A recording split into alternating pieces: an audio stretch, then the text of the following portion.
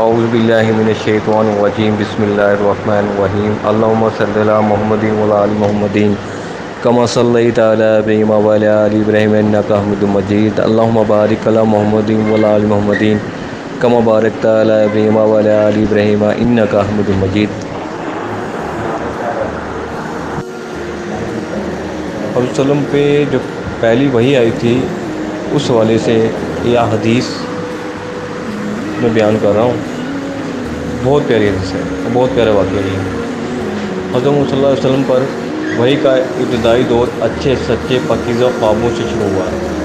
آپ صلی اللہ علیہ وسلم خواب میں جو کچھ دیکھتے ہیں وہ صبح کی روشنی کی طرح صحیح اور سچا ثابت ہوتا ہے۔ پھر من جانب قدرت آپ صلی اللہ علیہ وسلم تنہائی پسند ہو گئی اور آپ صلی اللہ علیہ وسلم نے غار حرا میں خلوت نشینی اختیار فرمائی اور کئی دن اور رات وہاں مسلسل عبادات اور بارگاہ الہی و ذکر و فکر میں مشغول رہتے۔ جب تک گھر آنے کو دل نہ چاہتا توشہ ہمراہ لیے ہوئے وہاں رہتے۔ توشہ ختم ہونے پر ہی اہلیہ محترمہ حضرت ختیجہ رضی اللہ عنہا کے پاس تشریف لاتے اور کچھ توشہ ہمراہ لے کر پھر وہاں جا کر خلوہ گزیں ہو جاتے۔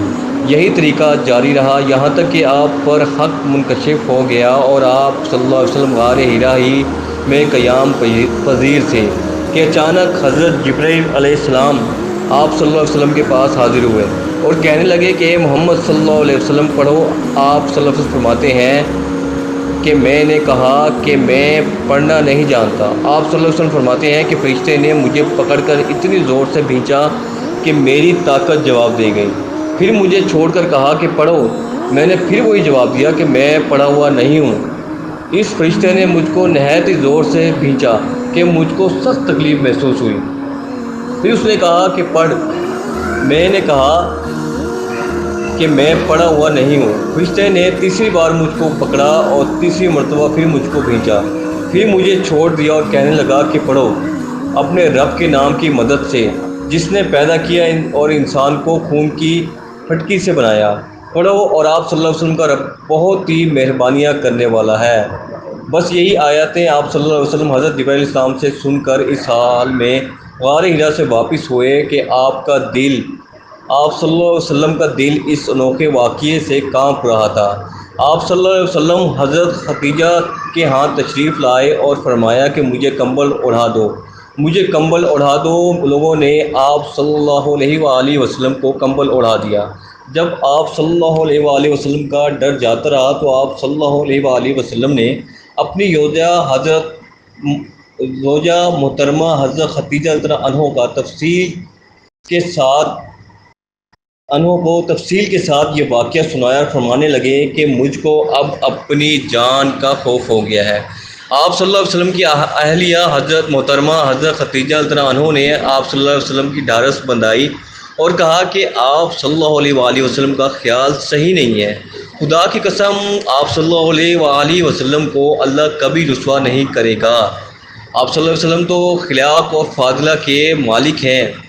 آپ صلی اللہ علیہ وسلم تو کنبہ پرور ہیں، بے قصوں کا بوجھ اپنے سر پر رکھ لیتے ہیں۔ سبحان اللہ۔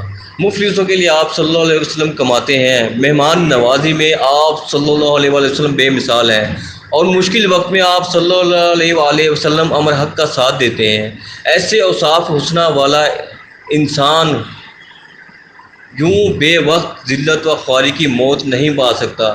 پھر مزید تسلی کے لیے حضرت ختیجہ رضی اللہ عنہا آپ صلی اللہ علیہ وسلم کو ورقہ بن نوفل کے پاس لے گئیں جو ان کے چچا زاد بھائی تھے اور زمانہ جہلیت میں نصرانی مذہب اختیار کر چکے تھے اور عبرانی زبان کے کاتب تھے۔ چنانچہ انجیل کو بھی حسب منشائے خداوندی عبرانی زبان میں لکھا کرتے تھے۔ انجیل سریانی زبان میں نازل ہوئی تھی اور پھر اس کا ترجمہ عبرانی زبان میں ہوا۔ ورقہ اسی کو لکھتے تھے۔ وہ بہت بوڑھے ہو گئے تھے، یہاں تک کہ ان کی بینائی بھی رخصت ہو چکی تھی۔ حضرت ختیجہ رضی اللہ عنہا نے ان کے سامنے آپ صلی اللہ علیہ وآلہ وسلم کے حالات بیان کیے اور کہا کہ اے چچا زاد بھائی، اپنے بھتیجے محمد صلی اللہ علیہ وآلہ وسلم کی زبانی ذرا ان کی کیفیت سن لیجئے۔ وہ بولے کہ بھتیجے، آپ صلی اللہ علیہ وآلہ وسلم نے جو کچھ دیکھا ہے اس کی تفصیل سناؤ۔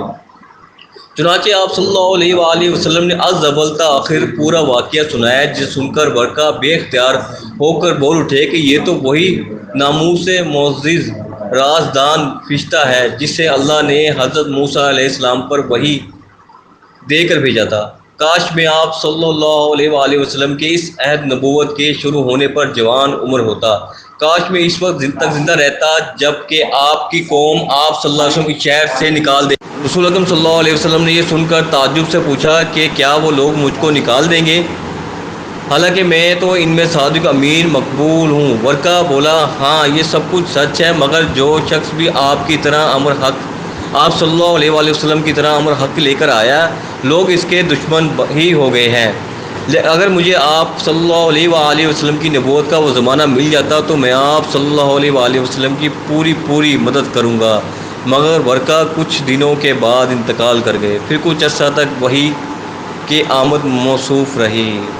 سبحان اللہ، سبحان اللہ، کتنا پیارا۔ اللہ تعالیٰ سے دعا ہے اللہ تعالیٰ ہمیں حضرت وسلم کی سنتوں پر، اپنے پیارا کا صلی اللہ علیہ وسلم کی سنتوں پر عمل کرنے کی توفیق عطا فرمائے، اور حضرت اکرم صلی اللہ علیہ وسلم کا پکا سچا عمل کرنے والا عاشق بنائے۔ اور اللہ تعالیٰ سے دعا ہے اللہ تعالیٰ ہمیں جو پیاری کتاب آپ حضرت محمد صلی اللہ علیہ وسلم پہ نازل ہوئی تھی اس کو ترجمے کے ساتھ پڑھنے، سمجھنے، اس پر عمل کرنے، اسے دوسروں تک پہنچانے کی توفیق عطا فرمائے۔ جزاک اللہ۔ Please subscribe.